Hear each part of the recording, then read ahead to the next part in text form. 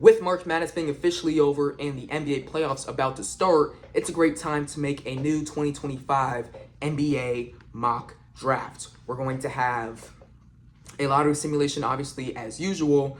But yeah, March Madness being over. A lot of people didn't love it because of a lack of upsets, all one seeds in the Final Four. But honestly, if we get all one seeds in the Final Four and they're all playing at the highest level, it being the best games of the season, I don't care. I like watching basketball. I like seeing high performing, like these games were great games. All came down to the wire. I mean, whether it's an 8 seed, whether it's a 1 seed, as long as the games are good, I don't care. But yeah, time for a new NBA mock draft. A lot of things I would say have changed. Some people's stocks have risen. Some people's stocks have definitely came down just a little bit. Let's do a lottery simulation, see who wins the Cooper Flag sweepstakes, and then we're going to get right into it. Looks like pretty regular at the moment. Spurs did jump to the 4th overall pick. All right, some definitely stuff to note. The Raptors dropped from 7 to 8. That is not good. The Brooklyn Nets at pick number 7. The Wizards dropped from 2 to 6. The Utah Jazz dropped from 1 to 5. The Spurs jumped from 8 to 4. The Pelicans from 4 to 2. And the Philadelphia 76ers win the Cooper Flag sweepstakes. All right, I guess this is what we're doing. I would not love to see Cooper Flag in a 76ers jersey, but if it happens, oh boy, because that would be scary. With the 1st overall pick, I guess we're going to be doing Cooper Flag to the 76ers. It kind of fits perfectly in what they're trying to build right now in terms of having Tyrese Maxey at your 1 for next season, Quentin Grimes at the 2, Paul George at the 3, Coop at the 4, and Joel Embiid at the 5. How are we feeling with that starting lineup? That's actually pretty good.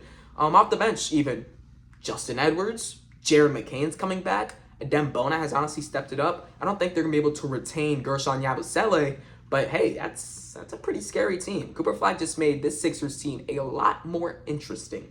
At 2, we have the New Orleans Pelicans. My favorite team to play or fit in this draft is going to be Dylan Harper to the Pelicans, and thank goodness I'm able to make that pick in this mock draft. When you look at the Pelicans guards right now, you have CJ McCollum, you have DeJounte Murray. CJ McCollum, about 34, 35 years old. At this point in his career, it's time to maybe look for a replacement. DeJounte Murray is coming off an Achilles tear. I don't know if he's ready for next season right away. Even if he's not, let's go ahead and get Dylan Harper. We have injury prone. We have a aging point guard. I think it's time to go ahead and get younger, get better in terms of the guard department. Give me Dylan Harper to the New Orleans Pelicans at pick number 2.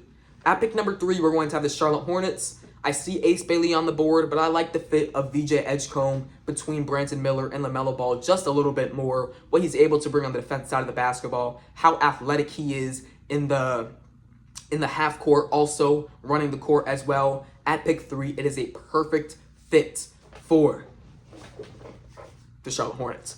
At pick 4, we're going to have the San Antonio Spurs. This is pretty interesting.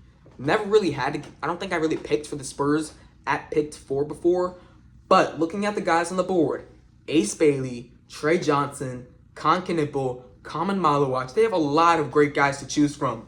And I think with this 4th overall pick, just because of how high his ceiling is, and what he could do in a talent standpoint, we're going to add Ace Bailey to the San Antonio Spurs. He probably comes in right away and is a catch and shoot type of guy, which I think is going to be okay for his development. Because when time goes by and we have De'Aaron Fox, we have Victor Wembanyama taking up, and Stephon Castle taking up a lot of attention, Ace Bailey can come in, slide in, and be a really nice tertiary scorer.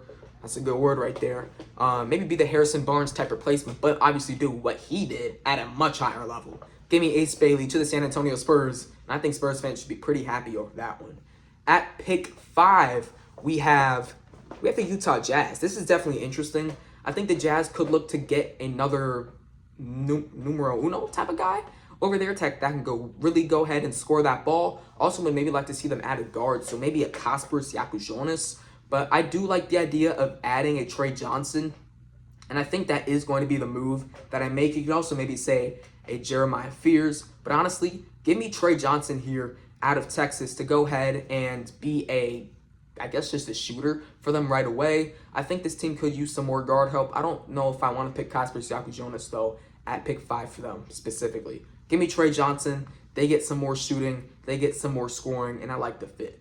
At pick 6, we have interesting. We have the Washington Wizards. I think this is another team that can go in a lot of different directions. Looking at it right away, Kasper Siakajonas can be the backcourt member with Bub Carrington. Con Knipple also gives them some more scoring and shooting. You do have Corey Kispert, though. We just extended him, so I'm a bit iffy about that one. Kamen Malawach you could put next to Alex Starr and have probably the best defensive front court in the league almost right away. But I think with who is on the board, with their current needs, I like the idea of giving them Kasper Siakajonas here at pick 6 to be another playmaking guard for them. Play with Bub Carrington. I know Bub Carrington could probably play the 1 or the 2. I'm honestly pretty sure that Kaspers could do the same as well. We're going to have them both play together. Honestly, we're still looking for that lead number 1 point guard for the future. Is it Kaspers? Is it Bub? Can one of them come off the bench? Who knows? We'll see. I like Kaspers at 6, though, to the Washington Wizards. At pick 7, we have the Brooklyn Nets. Definitely another team that can go in a lot of different directions. This is a team that's kind of just ready to scrap and just completely rebuild this team. Do we want some shooting and a Con Knipple? Do we want some front court prowess and a Derek Queen? Some center right away? Center right away and Kamen Malawach? I like the idea of all of those, but honestly, I'm gonna come here and take a guy that kind of just swooping in. Go ahead and take Jeremiah Fears out of the Nets. Or out of Oklahoma, one of the best downhill players in college basketball. If the three-point shot is there, this guy's a really high ceiling. And I think the Nets, looking to add some more guard play, maybe a future guy next to Cam Thomas, would really appreciate the likes of Jeremiah Fears here at pick number 7. At pick 8, we have the Toronto Raptors. They see Kamen Malawach on the board. Masai Ujiri has connections to NBA NBA Africa Academy, I believe, where Kamen spent some of his time before he was at Duke. Kamen Malawach, South Sudan, was able to play in the Olympics, was pretty good during that run, and then came to Duke and showed that he was a great rim protector, was great roller, also was a really solid interior defender as well, just apart from his rim protection. And when you have a guy of his size that's able to be as fluid as he is and potentially even have a three-point shot as well, we're definitely going to be in business. At pick 9, we have the Houston Rockets. I think this is a team that could use some more big depth, but I don't know if I love the idea of the Derek Queen specific big depth for them at pick number 9, because I think what Derek Queen brings and what Alperen Sengun brings might be a bit too similar. I want a bigger guy that's able to block some shots, and I don't know if that is Derek Queen. Maybe someone at the power forward position. Asanul kind of translates to more of a forward than a guy that's able to be a paint protector. And honestly, I'm just not so sure if I want to commit to that right now. I would have loved to give them Kamen Malawach, but obviously he is no longer on the board. So at pick number 9, I'm definitely between a Con Knipple or a Derek Queen. And I think because this Raptors team does need some more shooting, I'm going to give them Con Knipple out of Duke. I think he was one of the best just role players in college basketball this season. You know, some of the top prospects, when you look at it, were go-to guys. But Con Knipple, he did his job for a Final Four team, and it was really elite. I like him at number 9 to the Rockets. I think he can actually be a guy that gets playing time right away because of his size, because of what he's able to on the offensive side of the basketball. And I think Ime Udoka should use him pretty well out of the gate. At number 10, we have the Portland Trail Blazers. Another team that could definitely use some shooting. I just don't think it's 100% on the board anymore. Because I don't think we want to add any point guard specific type of guys. And Jace Richardson or I guess that's really the only guy I would consider right here. At the 2 though, could we maybe add a Yegor Demon as another playmaker? I think that is definitely an option. At the 3, maybe I think this is too early for Liam McNeely, but who knows? But I think I'm actually going to give them an Asa Newell here. I know it's another big, and we have Rob Williams, we have DeAndre Ayton. We kind of think it's too crowded there at the front court position, but I'm looking for the future.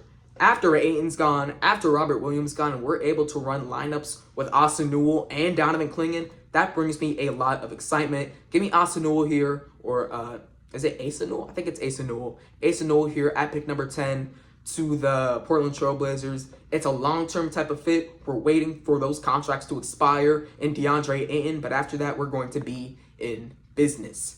At pick 11, we're going to have the Miami Heat. I think this is another team that can go in a couple of different directions. Derek Queen's still on the board. I'm going to be completely honest with you guys. I think Derek Queen was really nice during March Madness, but in my personal opinion, I don't have him as high as an NBA prospect as others do. A lot of people have him in the top 5. Honestly, I just don't really 100% see it. He's about 6'9", doesn't have a three-point jump shot. We know what he's able to do in the post, but those are against college basketball players. So when we get to the NBA level, how different is it going to be for Derek Queen? How efficient will he be right away? And honestly, I just 100% don't really see it. I think he's definitely a lottery guy still, but I think we need to chill with the top 5 talk. But maybe he is a player that can go to the Miami Heat. I think with Bam and Khalil Ware, though, that kind of restricts what they're able to do in the front court. We can maybe add a Liam McNeely to get some more shooting, get some better point guard play, maybe a Jace Richardson or a Yegor Demon. And I think with the Miami Heat here at pick 11, I would like to add some more guard play for sure. So Jace Richardson, definitely a guy we could add here. Yegor Demon, another guy we could definitely add. I'm going to go Jace Richardson, though, out of Michigan State. Bit undersized, about 6'3". Is he going to bring you point guard play right away? I mean, probably not. He was not the point guard at Michigan State, so maybe his size does concern you just a bit. But what he's able to do shooting the ball, how he's able to create his own shot as well. I like the fit to Miami because they do need another guard over there, with Terry Rozier not being the best. At pick 12, we have the Dallas Mavericks. I like the idea of potentially, for the Mavericks here at pick 12, potentially adding another guard to get some more guard responsibilities. I like the idea of Brandon Williams being this team's starting point guard next year. I love Brandon Williams, what he's been able to do over the last couple months for this Mavericks team. With Kyrie Irving being out until January, they need some more guard help. Spencer Dinwiddie, with all respect to him, maybe look for someone that could better benefit us for the future. And while he's not as good as a prospect as what Luka Doncic was right away, out of what Luka Doncic was able to bring right away, I think Yegor Demon still has this sort of prototype that a Nico Harrison and Jason Kidd were able to work with in terms of Luka Doncic. But obviously, he won't have as high as a volume. He's going to be a nice playmaker off the bench for them, and I think it works a lot for the Mavericks at pick 12. 13, Bulls. This is going to be my Derek Queen pick. I have him falling just a little bit. Like I said before, not the highest on Derek Queen, but he's still going to be a lottery guy. And I think the Bulls are definitely looking to add some more front court to, what life is beyond Nikola Vucevic for them. At pick 14, we have the Atlanta Hawks. A couple questions that this Hawks team can bring up. I think the number one thing I would look at for the Hawks specifically here is maybe some more big help. Mohamed Gay, pretty solid player. Same thing with Onyeka Okongwu. But after that, I don't really know what we're looking at for this team's future. It's too early for Thomas Sorber. It's too early for Danny Wolf. Rasheer Fleming and CMB are definitely more 4s for me instead of 5s. So I think we have to skip what we're looking at in the front court, go to the back court, and acknowledge that is Trae Young going to be the future for us for his whole career? Because he might not be. This might be Trae Young's last year in Atlanta. I'm actually pretty sure that there's a real scenario that Trae Young's not a Hawk next year. So maybe we add some more guard help. Like I said before, there are some guys on the board that I would honestly look to add right here, and a Ben Saraf potentially, and a Nolan Traore. But yeah, there's definitely a couple of options they can go with. You can also just go Rasheer Fleming. This is a prototype they've picked in the past.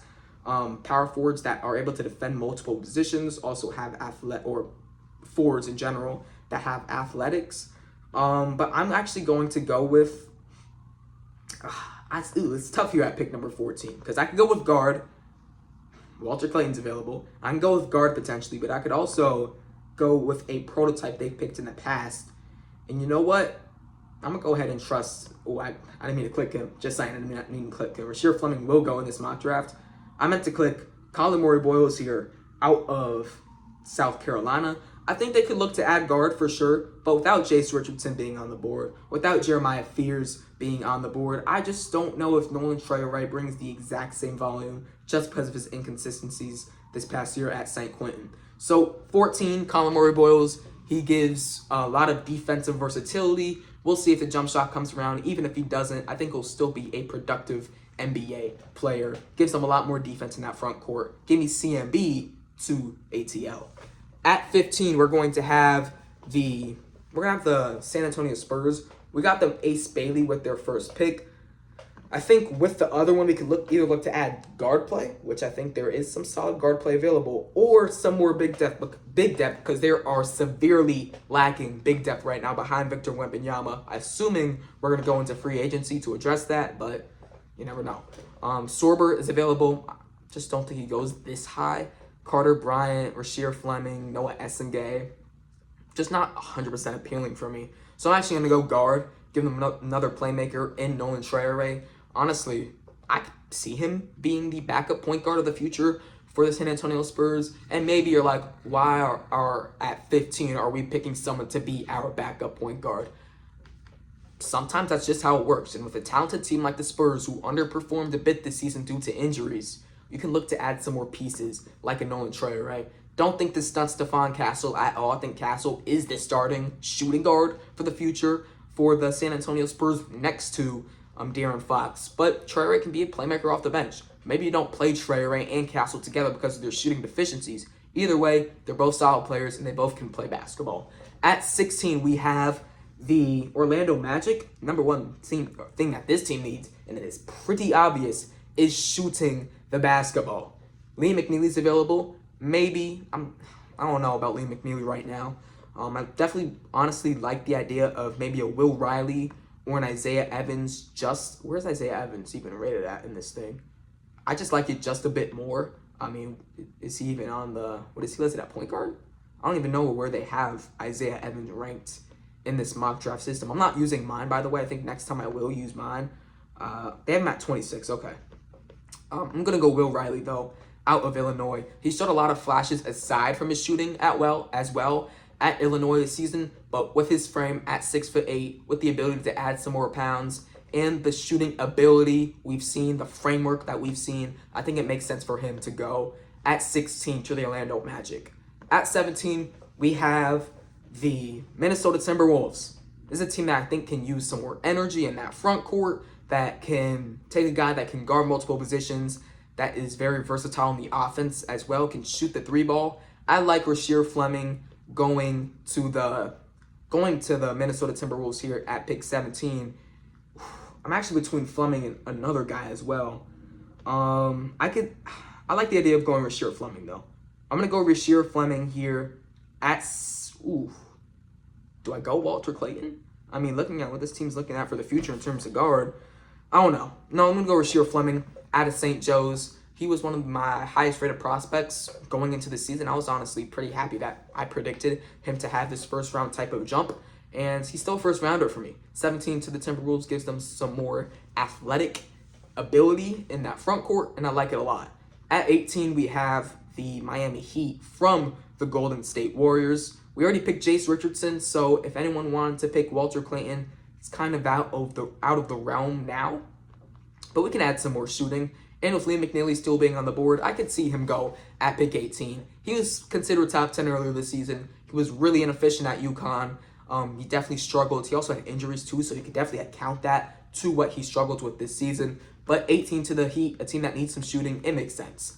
19, we have the Wizards. We gave them Kaspers Yakujonas last time. So now I think we're going to look to add some more defense at the forward position. Maybe go Thomas Sorber. I also like the idea of adding an Essengay or Carter Bryant, or where's Nick Clifford at? He's rated 24th here. I think he's for sure a first-round guy. But I'm actually going to go with Carter Bryant here out of Arizona at pick 19. Didn't get too much playing time at Arizona, but he showed flashes. We know he's going to be a raw prospect. I think the Wizards can develop him next to Alex Sarr for the future, or it could be a bench guy. Either way, it works a lot at 19 to the Washington Wizards. At 20, we have the Brooklyn Nets. I think that this is a team that could go in a couple of different directions. You have 3 picks in the 20s. So we're going to be able to add a lot of play.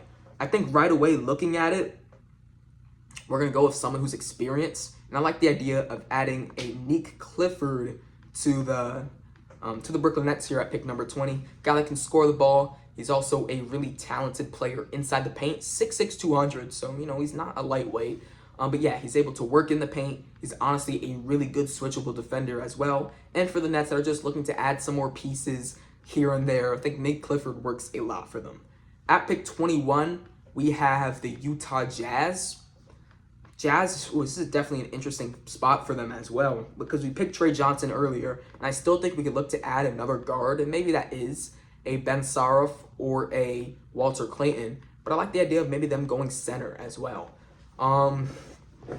I think I want to go more of a playmaker here for the Jazz at pick 21, and I'm going to give them Ben Saroff here out of Israel. I think Clayton's probably the better prospect, but what the Jazz are trying to build right now, get some more playmaking with the guards, maybe be behind an Isaiah Collier for the future. I like the idea of getting Ben Saroff. At 22, we have the Hawks. This is going to be my Walter Clayton pick. This is going to be from the Los Angeles Lakers. But yeah, Clayton at 22 to the Atlanta Hawks. We'll see what happens with Trae Young. Even if he stays, you look at a guy like Kobe Buffkin, have not lived up to his first round draft pick. So Clayton can be this team's backup guard for the future, or he can even take the Trae Young reins. At 23, we have the Indiana Pacers. The number one thing that this team needs is to get some more help in that front court. They had injuries this year. Miles Turner is a free agent. I'm going to go ahead and draft them Thomas Sorber here out of Georgetown. He's a guy that had a season-ending injury, but is able to, stretch the floor to the most part. He's not a three-point shooter, but he's able to stretch the floor. He does not clog up the paint. He can hit the mid-range jump shot. He has great touch around the rim. And at 24, to the Pacers, getting a versatile guy like Thomas Sorber is going to help them with their front court deficiencies. At 24, we have the Orlando Magic up once again. I could see them add big as well and maybe Danny Wolf, or I could see them add some more shooting. Honestly, I think more shooting isn't even a bad shot. We did take a shooter in Will Riley. Why not do it again? There's a guy at rated number 26 that I really love in Isaiah Evans, who I think can be a potential lottery guy depending on how his pre-draft process works out. But we can definitely go in a couple different directions. Yaxel Lendeberg, I'm not going to put in this mock draft. He is a first-round guy for me, 100%. I'm not putting him in this mock draft just because he did commit to Michigan, but I'm not sure if he's testing the draft waters or if he's officially a Wolverine. I'm not 100% sure how that works. But either way, I'm not having him go right here. I'm going to go with Isaiah Evans out of Duke to give them some more shooting. At 25, we have the OKC Thunder. The thing that this Thunder team does is draft players that fit. Players that can come right away and play some nice basketball. Or they draft some really, really raw players, and there's really no gray area for them. It's black or white. So Essengay, talking about a raw player, he gives you that. Hugo Gonzalez, I don't really know if I like him to the Thunder here at 25. Like I said, I'm not going to throw Lendeberg in this mock draft. Looking at the other players available potentially down the board even more, Maxime Renaud as a backup 5 honestly isn't terrible. Joan Berger is someone I've been definitely a bit more high on as of recently. I think I'm going to go ahead and just take... I'm just going down, make sure I'm not missing anybody too much.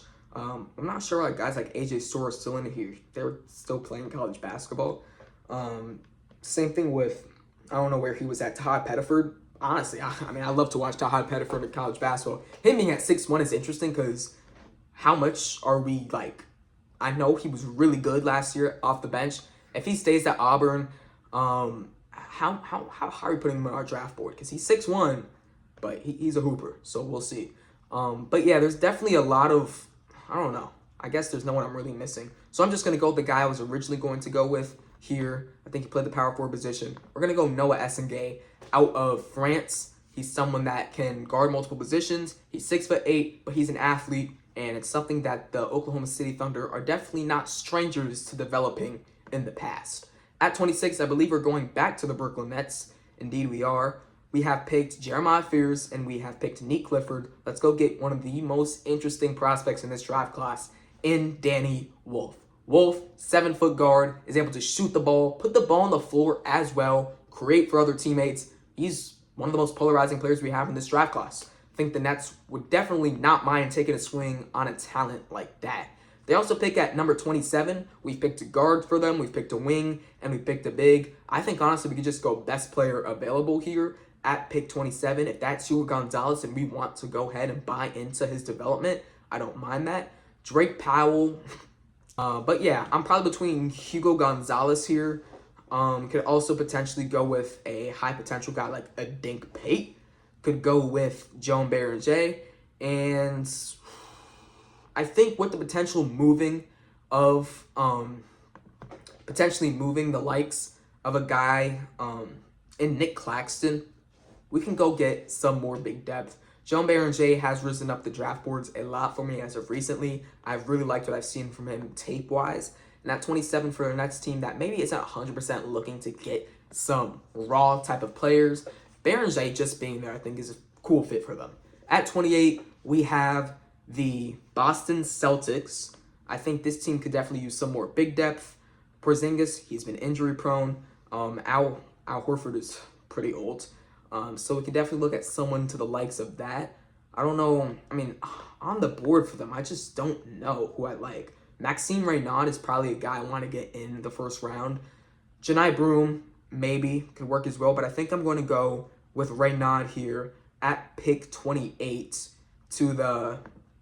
I'm going to go with Maxime Reynaud out of Stanford. A guy that's able to stretch the floor, progressed every single season in college basketball. He's just been on an upwards trajectory. And I think at 28 to the Celtics, team that needs some more young, big depth, Reynaud works out for them a lot.